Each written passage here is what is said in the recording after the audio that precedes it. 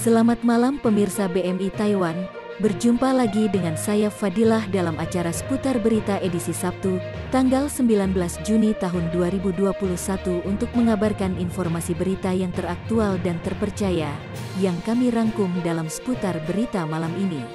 Mencari nafkah di negara asing bisa menjadi pengalaman baru, dari banyaknya pengalaman membahagiakan, ada hal tak menyenangkan harus dijalani.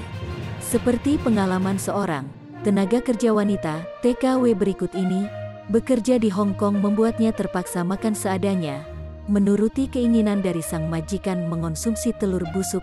Seperti apa kelanjutannya?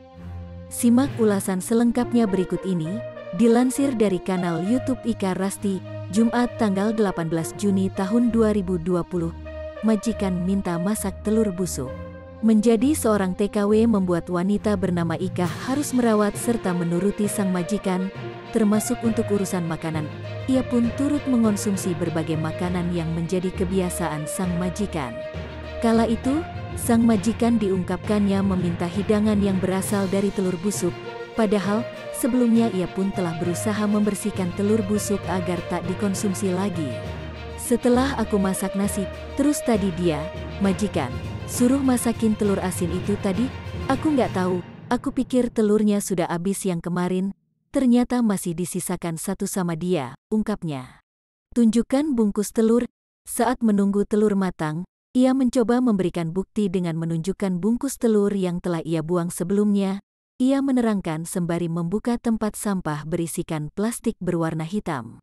Nih ya teman-teman, ya, jadi tadi itu aku disuruh masak telur asin kemarin ya, sisanya. Beberapa saat kemudian, santapan itu pun telah masak, ia segera mengangkatnya dari rice cooker berwarna putih. Betapa terkaget, ia melihat telur yang diletakkan tersebut pecah dan membuat rice cooker nampak kotor. Ia kembali menjelaskan, itu merupakan bukti jika telur tak lagi baik untuk dikonsumsi. Kalau telur yang masih bagus itu ya, direbus campur nasi itu enggak meletus, ini, telur, tadi baru tak taruh sebentar, sudah meleduk suaranya, ungkapnya. Makan seadanya. Setelah memberikan santapan kepada sang majikan, ia pun juga turut makan. Dengan berbesar hati, ia makan dengan seadanya. Bahkan, nasi bekas pecahan telur itu pun menjadi santapannya kala itu. Tadi yang ada kuning-kuningnya aku kasih ke nenekku. Nih, aku makan pakai ini, enggak apa-apalah. Mudah-mudahan enggak terlalu ini, katanya.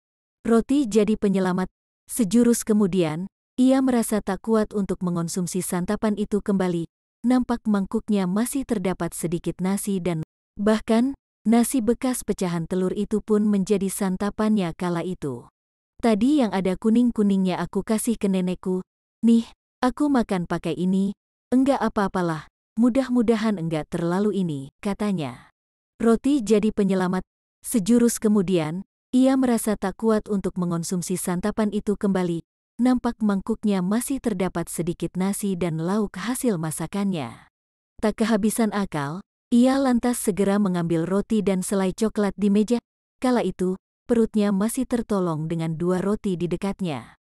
Ya, masih bisa tertolong sama roti, ucapnya. Demikian informasi pada hari ini BMI Taiwan, saya Fadilah melaporkan.